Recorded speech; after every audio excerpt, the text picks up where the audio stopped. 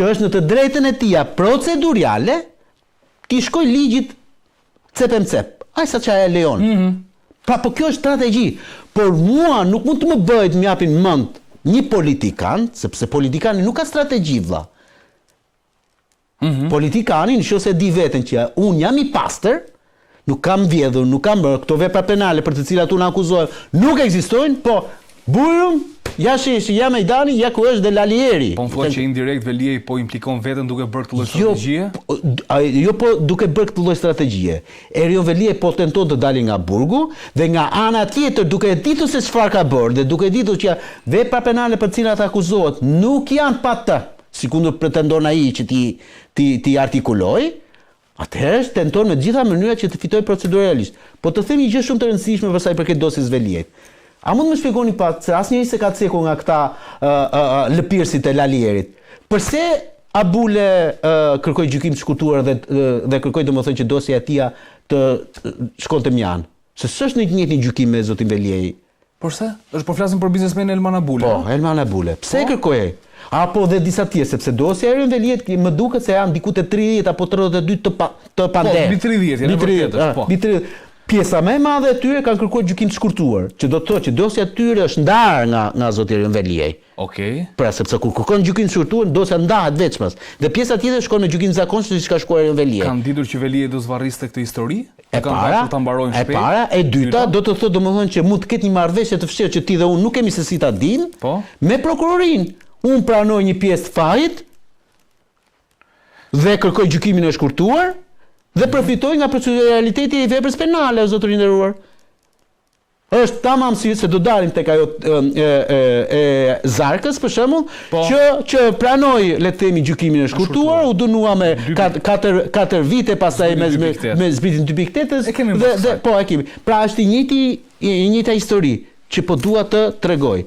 Erion Veliaj, Ilir Meta, Ilir Beqaj, Sali Berisha, Fatmir Mendiu, cili do më zotëri nderuar në këtë botë, që është vënë përpara drejtësisë. Me të mirë apo me të keq, këtë drejtësi e kanë pranuar ata e kanë votuar. Nuk e votuar ata si as unë. Në kohë këtu Riçekan, a ka mundësi bile edhe në të keq. Për mua, unë frikoj barku kur shikoj dhe le të themi yshtje, kalim të nga ana e organit të akuzës. Nuk më vjen mirë si jurist, po kur i kaloj për këta njerëz, nuk kam asnjë lloj sëngëlltie. Këta njerëz do duhet që të shfaqsojnë para publikut në radh të parë veten e tyre dhe përpara drejtësisë duhet të shkojnë dhe të maten me drejtësinë. Ju të bëjnë pirueta procedurale aty, si që të përfitojnë nga ato çfarë ka parashikuar kodi i procedurës penale. Ai e pafajshëm vëlla. Po, shkoj zotëri aty. 1, 2, 3, 4 nuk ekzistojnë këto vepra penale. Hajde vazhdojmë. Ku je i pafajshëm? Po kur e ka futur dorën aty, dhe nuk e ditur sa shumë ke marr, kur je deri këtu. Dhe akoma nuk ka fund bëmat e tua, se s'kam bëmat e Erion Veliajt. Sot Erion Veliaj akoma akuzohet vetëm të brendshme të ajo Laxodës edhe për ca para që janë gjetur në kasafort, po akoma jo për incineratorët. Do nuk e di se çfarë për Dritan Prençi. Se është shkres e bërë në zezën të bardhë, ku Erion Veliaj merr kompetencat e Këshillit Bashkiak të Tiranës. Një kohë ku Këshilli Bashkiak i Tiranës nuk ishte i Partisë Socialiste.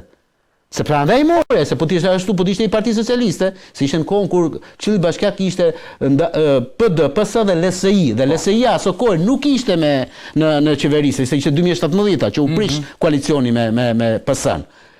Prandaj mori atë dhe bëri incineratorin. Ja ku e ka shkresën, s'ka nevojë. Minimalisht është përdërim detyre. Te i kalim kompetence, minimalisht. Ndoshta do i virava dhe kësaj historie të incineratorit? 2019, 2026, nuk e di. Çdo afat ligjor i mundshëm është dekdisur. Ekoparku. Avokat, ta bëj një pyetje këtu se Drageta. Më lindi këtu një pyetje. Kur te kalohen kështu afatet me kaq vite, ore ka më vlerë kjo dosje, ka më vlerë ngritje një akuzë pas kaq shumë vite, se unë them, jo keni te kaluar kompetencës mund. Të janë mënyrat e të bërit shantazh. Ja të ta shpjegoj unë. Ti mendon domethënë që kjo drejtësia shqiptare dje lindi? Po aty kanë qenë dosja e Gërdecit. Po. Edhe 21 janari aty ka qenë. Edhe ajo e Çes Dias aty ka qenë. Po pse i nxorre pas vitit 2020, 2021, 2022? Ti kishe nxirr në 2012, 2013, 2015, brenda fateve kohore ligjore që kishen atë kohë dhe ishte akoma më e freskët gjëja. Pse si nxorra atë ti si drejtësi? Po se ke qenë e kapur. Ose politika në vetvete nuk ka pas interes që të çështjet dalin në pamje të parë. Edhe sot ndoshta politika nuk ka interes dhe drejtësia që të hetohet incineratori, vëlla. Se aty te incineratori mund ta dalin dhe Edi Ramane. Mund na dalin dhe shumë personazhe të tjerë. Te Eko Parku, te Ndrageta, po teatri më burr. Ky Robert Drenika që njëherë doli tha, do ta mbroj teatrin me jetën time, ditën tjetër sa takoi Lalierin tha, jo, tha, ne na duhet teatri i mirë. Po si mund është tamam ajo shpreha, burri ka boll me ukorit. Kjo është fiks. Si mundesh në moshën 80 vjeç, domethënë të shpërfytyrohesh në këtë lloj vendim personal. Po, dakor personal, po, a ti themi gjërat le të më shajnë njerëzit mua, po kjo është e vërteta, si në logjikën time, ose s'kam tash një tjetër. Unë e dua Robert Drenikën si aktor. Sa 3 herë në vit, 4 herë në vit shikoj Nëntori i dytë. Është një nga kryeveprat që ka bërë bashkë me Sander Prosin e aktor tjetër asaj. Pra, nuk po merrem me giganti Robert Drenika si aktor, po me njeriu më duket mikroskopik pra. Një pyetje avokat, Velia ka ndërguar në gjykatën e lartë një kërkesë për zëvendësimin e masës së sigurisë arrest me burg në një masë më të lehtë arrest shtëpi, detyrim paraqitjellëse garanci pasurore, dhe kjo vjen në një kohë kur gjykata e lartë, kreu i saj Sogol Sadushi doli me një vendim unifikues që domethënë gjyqtarët të vlerësojnë fort nëse dikush do duhet të rrijë me masën e sigurisë arrest me burg apo jo.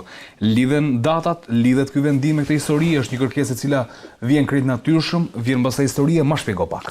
Do ma japësh të drejtën që kur të ndodhin kjo që po them dhe ato që kam thënë përpara një muaji, kur dhe ti dhe kolegu jote Redi Varaku më qeshtit në fytyrë kur unë thosha që e shumta deri në qershor Erion Velia i del në burgu? Do ma jepi kaq mundësi mua të më thoni, unë ka kështu filxhan nuk di të shoh, po letra lexoj.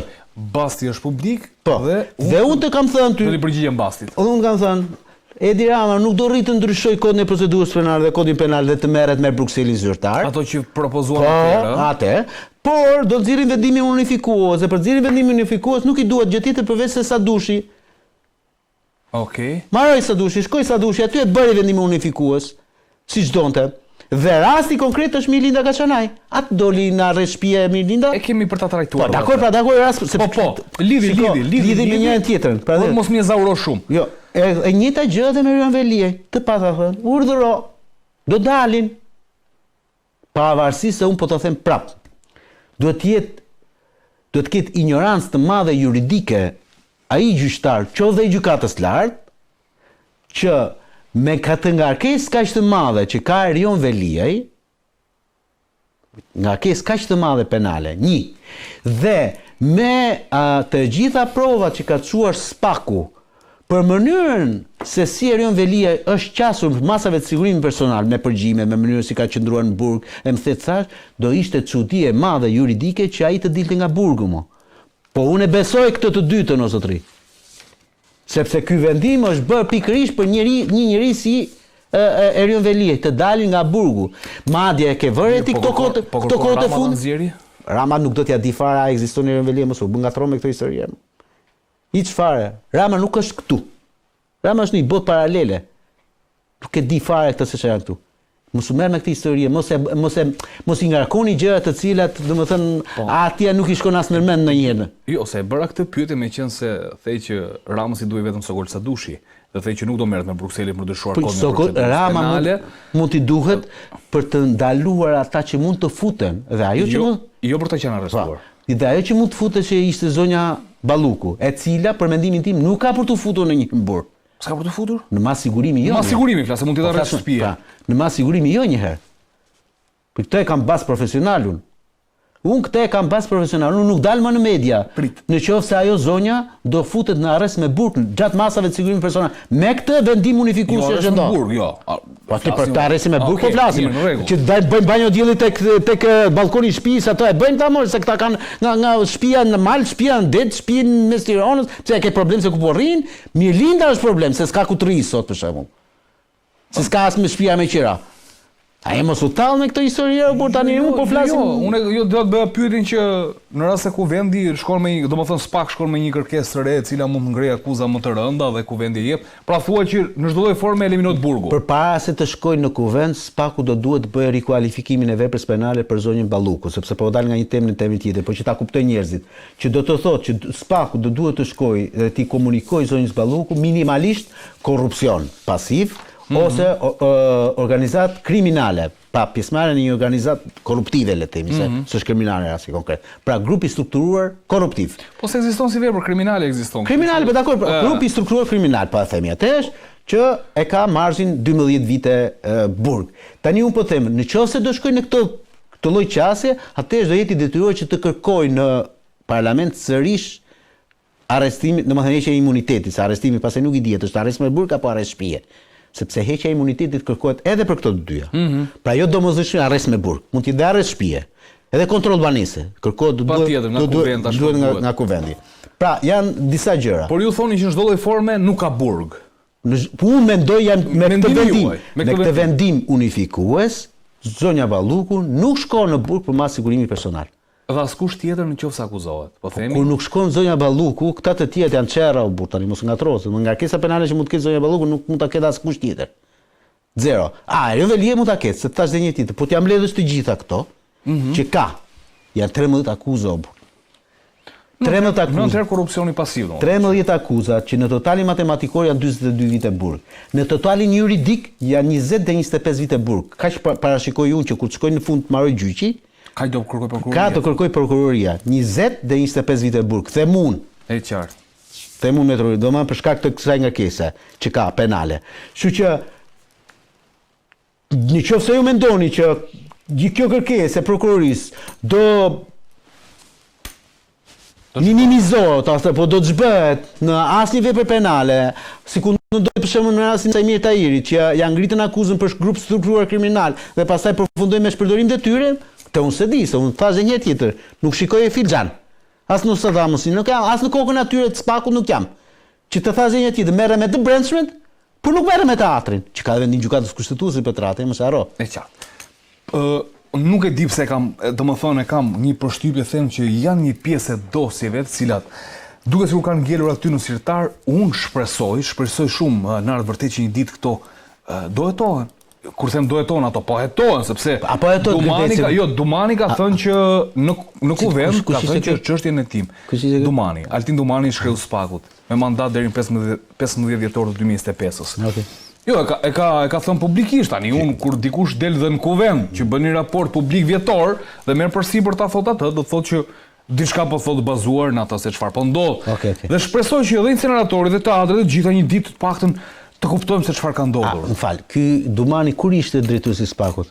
2022 dhjetor 2022 dhjetor 2025. Po ky inceneratori kur ka ndodhur si vepër? Shiko, ka nisur historia diku në 2017 që u bë. 2014 ka filluar. Okej, dakor. Por aty kulmi që nga 2017 deri në 2022-shin, nga 2022 masivisht denoncimi që është. Nga 2022 deri në 2025 nuk ishte kohë Dumani? Nuk e di se çfarë kërkojnë avokat. Po teatri. Se pyetjet nuk i di vetë ty, mo jo, po i bëj retorike. Po mirë, dhe unë po të përgjigjem me teatri është prishur në kohë pandemie. 17 maj 2020. Në kohë pandemie, shtetërrethimi, në orën 4 të mëngjesit, me njerëz brenda, me aktor brenda. Gjë më të tmerrshme nuk kishte. Dhe vajti u vur ruspa. Do të t'jap një informacion tash me qenë se po ta marroj një. Jep informacionin, po ta marroj. Dhe po ta mbyll këtë. Dhe Lali Eri dhe Lal Surreli fërkonin barkun. Po kur erdhi puna për ato 2-3 molotov që odhën të shtëpia 6 ditë në verë, për një 10 francez me gjini asnjanse, aty përpara një 2 muajsh, gati domethënë na shkatëruar neve. Ja një informacion. Me qenë se hym ke teatri. Deri në orën 2 të natës un kam qenë aty vet. Okej.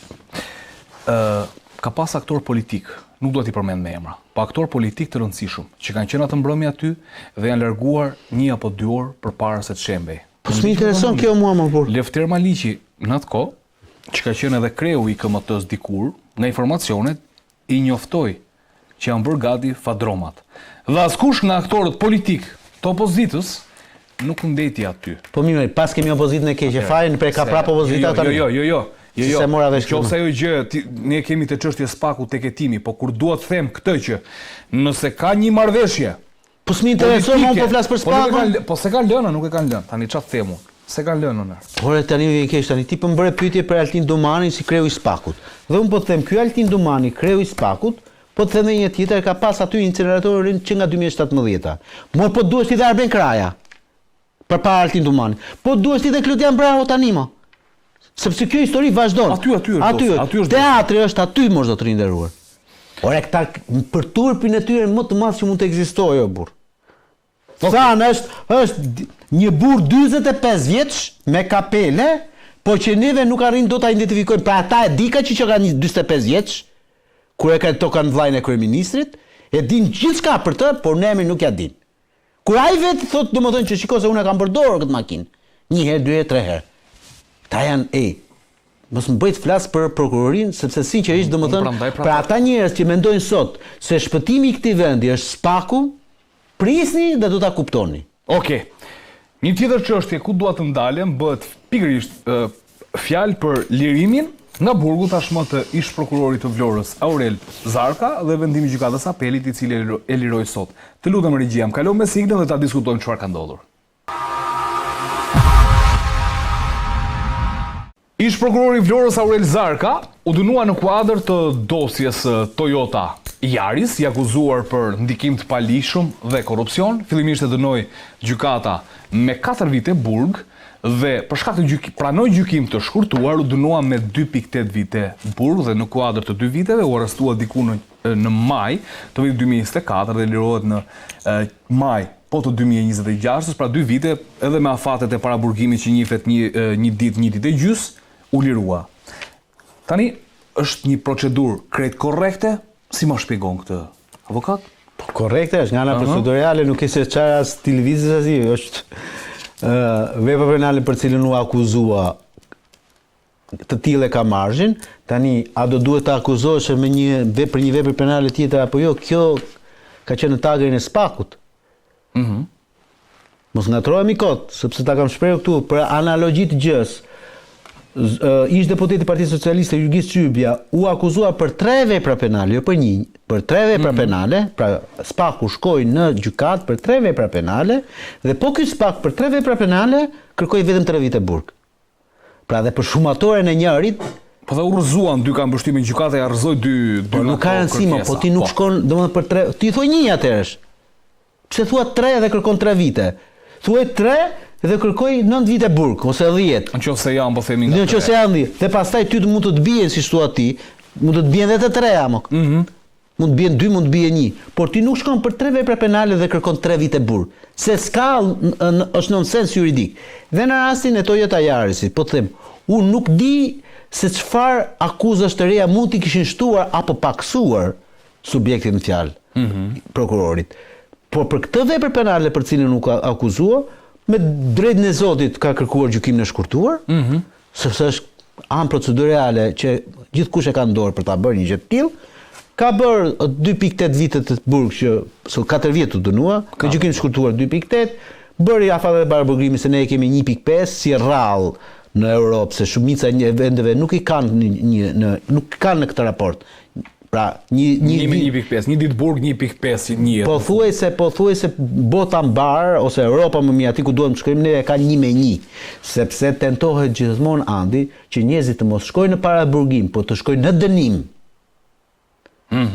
Pra ne kemi akoma metodologjinë veriste, të fusim brenda, pastaj të rregullojmë dosjen. Okej. Kjo është historia jonë, prandaj kemi ngel te 1.5 dhe çfarë ndodh, domethënë në pjesën më të madhe. Kur personi në fjalë ngel brenda në paraburgim, atëherë tentohet, unë si avokat për shembull tentoj me gjitha mënyrat me klientin tim që ta mbaj sa më shumë masën e paraburgimit, me qëllim që të përfitoj nga dënimi me cilën do jepet. Kjo nuk është normale, është procedurale dhe njëherë nuk po shkelet ligji këtu. Jo, kështu thot ligji. Kështu thot ligji, por nuk është normale. Pse nuk është normale? Sepse ti më zotëri nderuar, do duhet të bësh dënimin ose burgun e prezumuar për dënimin që t'i jep gjykata, jo për atë që ka menduar ti se mund të marrësh. E qartë. Nëse ti dënohesh Rasti më tipik është Sajmir Tahiri. U hetua gjatë gjithë kohës në gjendje të lirë, me masë detyrim paraqitje, kur mori vendimin e formës së prerë nga gjykata e apelit,